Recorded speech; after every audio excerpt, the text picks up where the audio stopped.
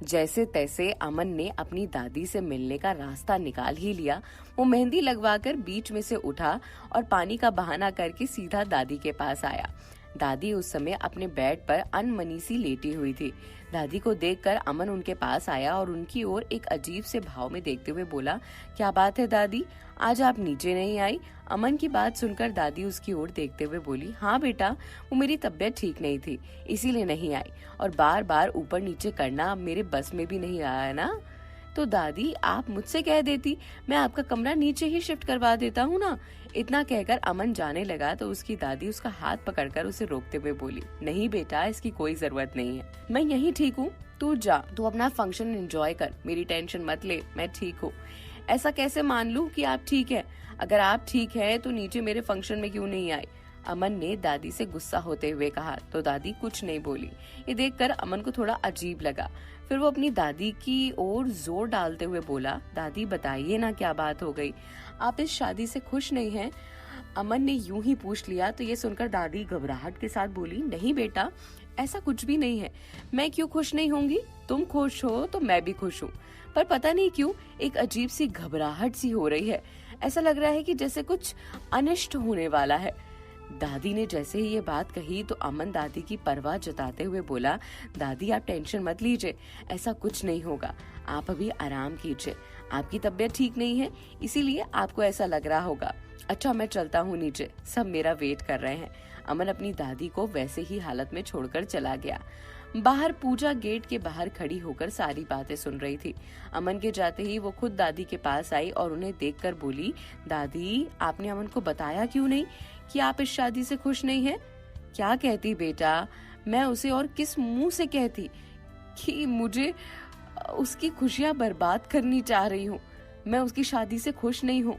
फिर भी दादी, ये खुशी जब है ना जब आयशा अच्छी लड़की हो। अमन की शादी आयशा से हो जाएगी तो उसकी जिंदगी बर्बाद हो जाएगी।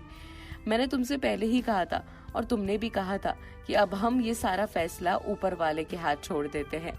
पूजा सब समझती थी कि अमन की दादी को इस शादी से खुशी नहीं हो रही है, लेकिन वो जानती थी कि उसकी दादी में कोई भी हरकत की जिससे शादी रुक गई तो अमन की मम्मी उनका जीना हराम कर देंगी।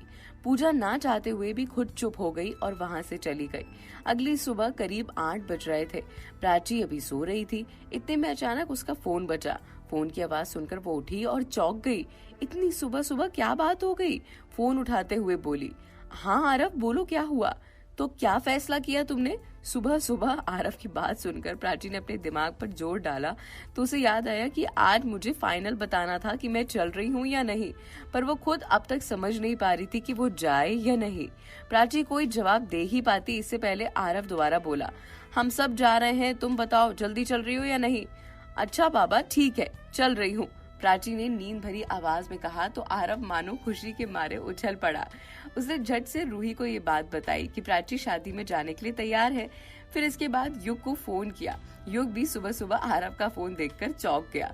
युग युग युग, तुम्हारे लिए गुड न्यूज है। आरव युग के कॉल रिसीव करते ही बोला, क्या हुआ? प्राची दिल्ली जाने के लिए तैयार है अमन की शादी में। पर एक बात बताओ, अब तक उसने शादी के लिए हाँ कही या नहीं? हाँ, वो सब हम बाद में तय कर लेंगे। तुम अभी अपनी फैमिली को लेकर दिल्ली चलो, मैं रूही और प्राची को लेकर अपने घर से निकलता हूँ। ठीक है, मैं भी निकलता हूँ अपनी फैमिली को लेकर, युग ने जवाब दिया तो आरव ने फोन रखा और इसके बाद उसने रूही को पैकिंग करने के लिए कहा और प्राची को भी पैकिंग करने के लिए बोल दिया। उसने खुद शोरूम में जाकर सारा काम निपटाया और बाकी सारी फाइल को डिटेल में कर मैनेजर रीटा को कह दिया कि अभी वो 15 से 20 दिन तक वहीं दिल्ली में रहेंगे, इसलिए वो सारा काम हैंडल कर ले। प्राची के साथ रहकर मैनेजर रीटा ने सारा काम बखूबी सीख लिया था, इसीलिए उसे काम करने में कोई प्रॉब्लम नहीं होती थी। सुबह सुबह मधु निखिल के लिए ब्रेकफास्ट बना रही थी। तभी उसने देखा कि निखिल का फोन बज रहा है, पर निखिल उसे कहीं नजर नहीं आ रहा था। ये देखकर निखिल को ढूंढने के लिए वो अपनी नजरें घुमाने लगी, लेकिन निखिल नजर न आया। तो उसने खुद फोन उठाते हुए कहा, हेलो हेलो मधु, मैं आरव बोल रहा हूँ, आज हम दिल्ली आ रहे हैं। आरव ने कहा तो मधु ये सुनकर हौले से बोली, अरे प्राची भी आ रही है क्या? हाँ हाँ, वो भी आ रही है, तुम निखिल को इन्फॉर्म कर देना, हम सब मिलकर आज अमन की शादी में चलेंगे। आरव ने इतना कहकर फोन रख दिया और प्राची और रूही को ले दिल्ली के लिए रवाना हो गया। युग भी अपनी मम्मी और भाभी को लेकर दिल्ली के लिए निकल गया। वैसे तो युग तो अभी अपनी मम्मी और भाभी से बात डायरेक्ट करने से थोड़ी प्रॉब्लम हो रही थी, लेकिन रूबल चौधरी ने उन्हें पहले ही कह दिया था कि आज वो दिल्ली के लिए निकल जाएंगे, इसलिए वो सब समझ गई थी और आज सबने मधु के घर पर मिलने की ठानी थी। सबने सोचा था दिल्ली में मधु का घर था तो वहीं रुकेंगे और इसके बाद अगले दिन सब फरीदाबाद के लिए निकल जाएंगे और प्राची के मम्मी पापा से मिलकर आएंगे। मधु बेसब्री से सबके आने का इंतजार कर रही थी और आज इन सबके आने की खुशी में उसने निखिल को भी ऑफिस नहीं जाने दिया था। दोपहर के करीबन 2 बजे जब घर के गेट पर किसी ने नॉक किया तो मधु मानो खुशी के मारे पागल हो गई थी। वो झट से भागी और दरवाजा खोला तो देखा सामने आरव, प्राची और रूही खड़े थे। प्राची को देखकर मधु उससे लिपट गई और फिर रूही से भी वो गले मिली और फिर उसने अंदर सबको बिठाकर चाय नाश्ते का इंतजाम किया। मधु चाय नाश्ता लेकर आई और फिर खुद भी सोफे पर बैठकर उन्हें ज्वाइन करते हुए बोली, और युग की फैमिली नहीं आई? हाँ, वो लोग आ गए, लेकिन वो लोग एक रेस्टोरेंट में रुके हैं। पर वहाँ रुकने की क्या जरूरत थी, यहाँ आ जाते। मधु ने कहा तो आरव जवाब देते हुए बोला, अच्छा नहीं लगता है ना कि वो सब यहाँ, अरे तुम समझती हो ना। अच्छा तो ये बात है, मधु ने कहा। तो ये सब और ये बताओ कि मानसी कहाँ है? प्राची ने मधु को देखते हुए कहा, मानसी अपने कमरे में सो रही है। और निखिल कहाँ है? वो कुछ काम से बाहर गया है, आता ही होगा। मधु ने जैसे ये बात कही इतने में निखिल वहाँ आ गया और इन सबको देखकर बहुत खुश हुआ। इधर फाइनली आज अमन की शादी थी।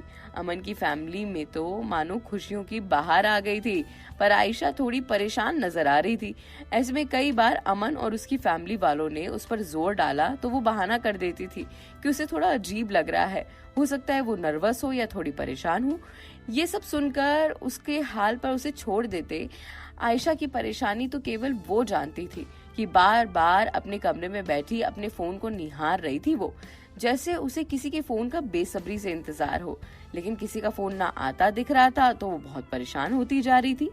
करीबन आयशा 30 से 35 मिनट तक अपने फोन को निहारती रही, पर जब फोन नहीं बजा तो वो खुद अपने हाथों से फोन उठाकर किसी को फोन लगाते हुए बोली, अमित मान जाओ ना प्लीज, गुस्सा थूक दो। अरे पागल, मैं सब तुम्हारे लिए ही तो कर रही हूँ। आयशा की बात सुनकर सामने से आवाज आई, इन सब में तुम्हें क्या मिलेगा? कौन है ये अमित और आयशा किसको फोन लगा रही है? ये सारी बातें आपको धीरे धीरे पता चलेंगी। क्या कुछ गड़बड़ होने वाली है? सब कुछ पता चलेगा आपको। और ये एपिसोड कैसा लगा कमेंट करना मत भूलिएगा।